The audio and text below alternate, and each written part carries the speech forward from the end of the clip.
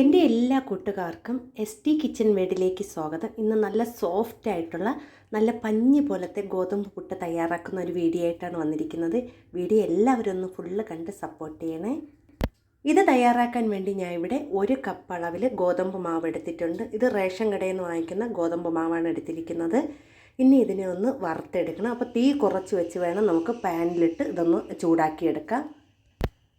അപ്പോൾ ഞാൻ ഇവിടെ ഒരു പാൻ ചൂടാകാൻ വെച്ചിട്ടുണ്ട്. അതിലേക്ക് ഈ മാവൊന്ന് തട്ടിക്കൊടുത്ത് ഒന്ന് വറുത്തെടുക്കാം. അപ്പോൾ അധികം സമയമൊന്നും വേണ്ട, ഒരു 10 മിനിറ്റ് മാത്രം മതി കേട്ടോ. ഈ ഒരു മാവൊന്ന് നല്ലതുപോലെ ഒന്ന് ചൂടാക്കി അതിൻ്റെ ഒരു മണം വരും, ആ ഗോതമ്പ് പൊടിയുടെ ഒക്കെ നല്ലൊരു മണം വരും വറുത്തതിൻ്റെ. അപ്പോൾ ആ ഒരു സമയമാകുമ്പോൾ നമുക്കിത് തീ ഓഫ് ചെയ്ത് കൊടുക്കാം. അപ്പം നമുക്ക് ഏത് മാവായാലും, നമ്മൾ റേഷൻ കടയിൽ നിന്നുള്ള മാവായാലും കടയിൽ നിന്ന് വാങ്ങിക്കുന്ന മാവായാലും നല്ല സോഫ്റ്റ് പുട്ട് തയ്യാറാക്കാൻ വേണ്ടി ഇതുപോലെ ഒന്ന് ചെയ്ത് മാത്രം മതി കേട്ടോ. നല്ല ടേസ്റ്റ് ആയിട്ടുള്ള പുട്ട് തയ്യാറാക്കി എടുക്കാൻ പറ്റും. അപ്പം ഞാൻ ഇവിടെ മാവ് നല്ലതുപോലെ ഒന്ന് ചൂടാക്കി എടുത്തിട്ടുണ്ട്. അതിൻ്റെ ആ ഒരു മണമൊക്കെ ഒന്ന് വന്നിട്ടുണ്ട് കേട്ടോ. ആ ഒരു മാവ് നല്ലതുപോലെ മൂത്ത് വരുന്ന ഒരു മണമൊക്കെ വന്നിട്ടുണ്ട്. ഇനി അടുത്ത് നമ്മൾ ഇതിനെ ഒന്ന് ആവിയിലൊന്ന് ചെറുതായിട്ട് ചൂടാക്കി എടുക്കണം. അതിനുവേണ്ടി ഞാൻ ഒരു സ്റ്റീമറിനകത്ത് ഈ ഒരു പാത്രത്തിൽ മാവ് വെച്ചൊന്ന് മൂടി കൊടുക്കുകയാണ്. അതൊരു 5 മിനിറ്റ് ഒന്ന് നമുക്ക് സ്റ്റീം ചെയ്തെടുക്കാം. അപ്പോൾ ഒരു 5 മിനിറ്റ് മാത്രം മതി കേട്ടോ. നല്ലതുപോലെ ആവി വന്നതിന് ശേഷം ഒരു 5 മിനിറ്റ് അതിൽ ആ ഒരു ചൂടിലിരുന്ന് നല്ലതുപോലെ ഒന്ന് ആ മാവൊന്ന് സോഫ്റ്റ് ആവണം. അപ്പോൾ ഇങ്ങനെ ചെയ്യുകയാണെങ്കിൽ നമുക്ക് ഏത് മാവായാലും, നമുക്ക് റേഷൻ കടയിൽ നിന്നുള്ള മാവായാലും നമ്മൾ കടയിൽ നിന്ന് വാങ്ങിക്കുന്ന മാവായാലും നമ്മൾ പുട്ട് വയ്ക്കുമ്പോൾ നല്ല പഞ്ഞി പോലത്തെ പുട്ട് തയ്യാറാക്കും. നമുക്ക് വേറെ കറികളൊന്നും വേണ്ട കേട്ടോ അതിൻ്റെ കൂടെ കഴിക്കാൻ.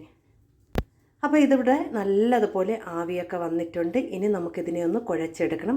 അപ്പോൾ നമ്മൾ കുഴച്ചെടുക്കാൻ നമ്മൾ മിക്സിയുടെ ജാറാണ് ഉപയോഗിക്കുന്നത്. ഇനി ഞാൻ ഇവിടെ ഒരു ജാർ എടുത്തിട്ടുണ്ട്. അതിലേക്ക് മാവൊന്ന് എടുത്തിട്ട് കൊടുക്കാം കേട്ടോ. അപ്പം നമുക്ക് നമ്മൾ ഈ മിക്സിയുടെ ജാറിൽ മാവ് കുഴയ്ക്കുമ്പോൾ നല്ലതുപോലെ ശ്രദ്ധിച്ച് വേണം, വെള്ളമൊക്കെ കുറച്ച് വീതം ചേർത്ത് വേണം കുഴയ്ക്കാൻ. അപ്പോൾ ഞാൻ അവിടെ മാവ് ഇട്ട് കൊടുത്തിട്ടുണ്ട്. ഇനി അതിലേക്ക് ആവശ്യത്തിന് ഉപ്പ് ചേർത്ത് കൊടുക്കാം. അതൊന്ന് മിക്സ് ചെയ്തതിന് ശേഷം ഇനി ഇതിലേക്ക് വേണ്ടത് 1 സ്പൂൺ അളവിൽ വെളിച്ചെണ്ണയും കൂടി ചേർത്ത് കൊടുക്കാം.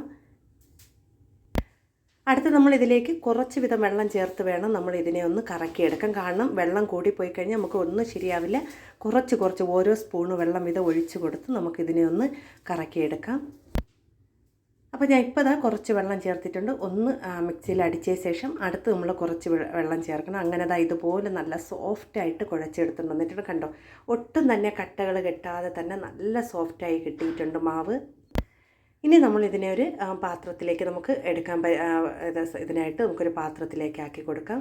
അങ്ങനെ നല്ല സോഫ്റ്റായിട്ട് തന്നെ മാവ് കുഴച്ചെടുത്തിട്ടുണ്ട്. കണ്ടോ, ഒട്ടും തന്നെ കട്ടകളില്ലാതെ മാവ് നല്ല സോഫ്റ്റായിട്ട് കുഴച്ചെടുത്തിട്ടുണ്ട്. ഇനി നമുക്കിതിനെ പുട്ട് വയ്ക്കാം കേട്ടോ.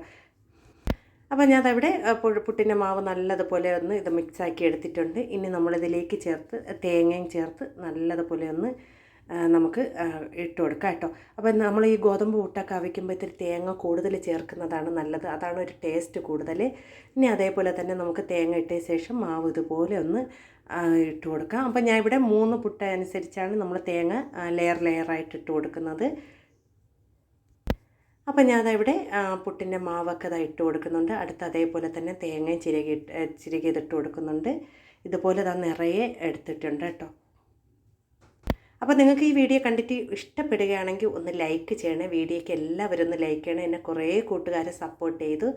എല്ലാവരും ഒന്ന് സപ്പോർട്ട് ചെയ്യണേ. ഇനി നമുക്കിതിനെ ഒന്ന് വേവിക്കാൻ വയ്ക്കാം കേട്ടോ. എൻ്റെ പഴയ പുട്ടുകുറ്റിയാണ് കേട്ടോ. ഇനി നമുക്കിതൊരു 5 മിനിറ്റ് ആകുമ്പോൾ തന്നെ നല്ലതുപോലെ വെന്ത് ആവിയൊക്കെ വരും കേട്ടോ. അപ്പോൾ നമുക്ക് പുട്ട് നല്ലതുപോലെ വെന്തിട്ടുണ്ട്. ഇനി നമുക്കിതിനെ ഒന്ന് അങ്ങനെ നല്ല പഞ്ഞി പോലത്തെ നല്ല സോഫ്റ്റായിട്ടുള്ള ഗോതമ്പ് പുട്ട് ഇവിടെ തയ്യാറായിട്ടുണ്ട്. നമ്മൾ റേഷൻ കടയിൽ നിന്ന് വാങ്ങിക്കുന്ന ഗോതമ്പ് മാവാണ്. എല്ലാവരും ഒന്ന് ചെയ്ത് നോക്കണം കേട്ടോ. നല്ല പെർഫെക്റ്റ് ആയിട്ട് തന്നെ കിട്ടിയിട്ടുണ്ട്. അപ്പോൾ ഇതെല്ലാവരും ഒരിക്കലെങ്കിലും ചെയ്ത് നോക്കണം. നമുക്ക് ഇതിൻ്റെ കൂടെ കഴിക്കാൻ കറികളൊന്നും വേണ്ട. നല്ല പാളയും കൂടെ പഴമൊക്കെ ഉണ്ടെങ്കിൽ ധാരാളം മതി കേട്ടോ. അപ്പം ഞാനവിടെ പുട്ട് വെച്ചിട്ടുണ്ട്. അപ്പോൾ വീഡിയോ ഇഷ്ടപ്പെട്ട ഒന്ന് ലൈക്ക് ചെയ്ത് സപ്പോർട്ട് ചെയ്യണേ.